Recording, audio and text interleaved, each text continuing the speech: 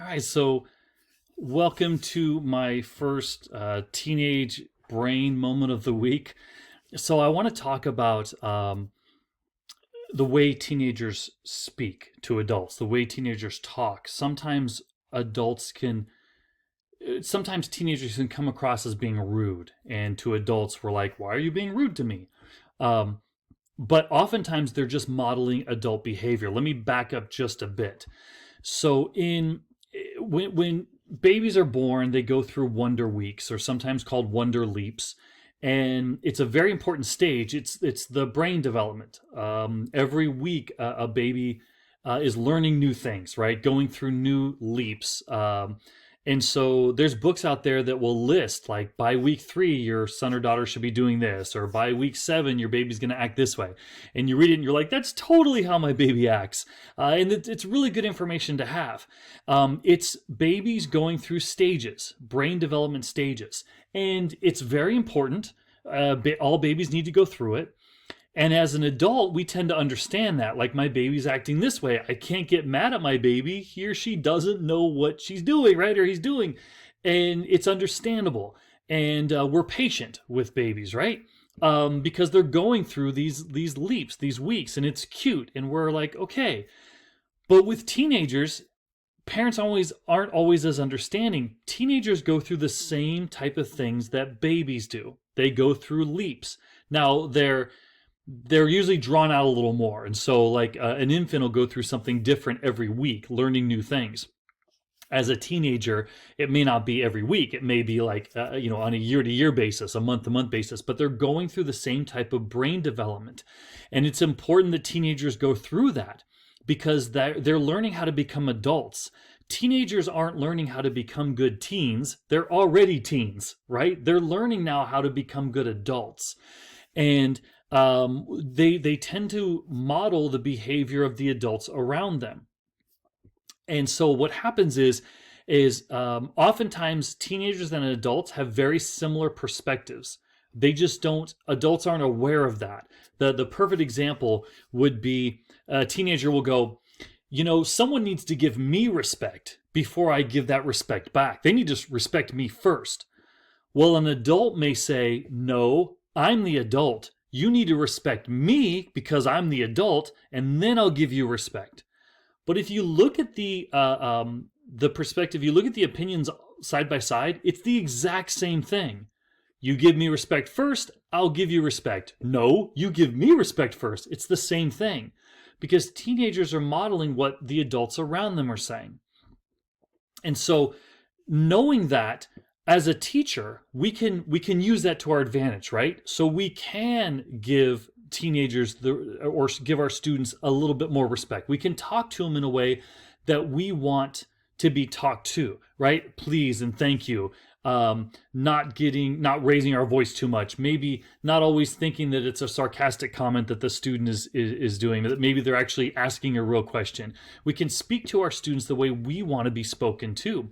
And this happens a lot in the house, right? So there's a lot, as an adult, there's a lot of context that we know behind the way we speak to our spouse. So let's say, husband or wife comes home from work. The partner is like, hey, so the person coming home from work sits on the couch. Partner's like, hey, husband, can you take out the trash? And he's like, no, I'm tired. I'll do it later.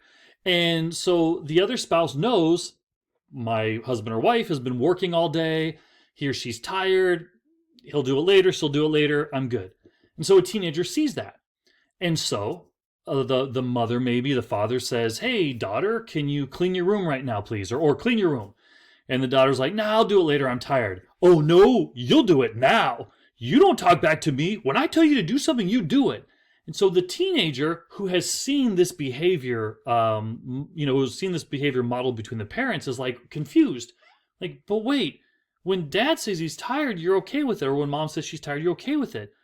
But when I do, you get mad at me. It's confusing on their part because they're modeling the behavior that they see.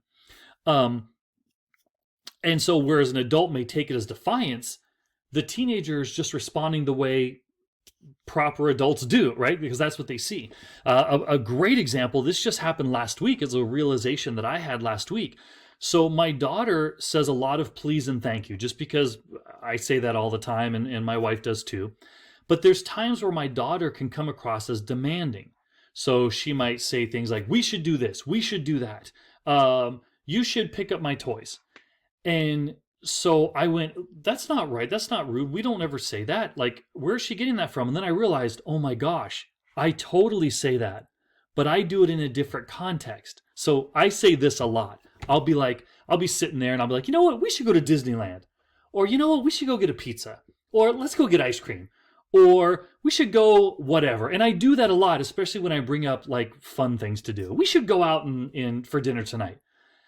But my 4-year-old daughter, she sees that and she thinks that that's the way you should say it. Hey, we should do this. You should pick up my toys. So she doesn't know that there's a way to ask for requests and a way to say things that maybe are fun. Like, she doesn't know that yet because she's 4. And so as the parent, I would need to come in and say, well, when you're asking for someone to do something for help, you would say, would you please do this? When you're bringing up something fun, you could say it like, hey, we should do this. So there's ways that the context, she's missing the context. My point is, oftentimes teenagers are missing the context because they will speak back to their mom and dad the way that their mom and dad speaks to them. And oftentimes the way parents sometimes speak to teenagers is not always nice, right? They're not trying to be rude. It's just, hey, clean up your room.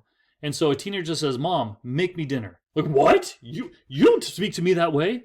Oh my gosh, but you spoke to me that way. Isn't that how an adult talks isn't that how adults talk to each other? And so they're modeling that behavior. So, and honestly, going to my second bullet point here, you want them to go through this independent stage because that's going to develop them to be a good independent adult. It's a stage that they need to go through. We just need to guide them on, like, this is how you would ask this question here. This is when you would say this. This is when you would say that. And do understand that the way we speak to our teenagers, it's a very big influence on how they speak to us. So I'm Matt Thomas, and that was your Teenage Brain Moment of the Week.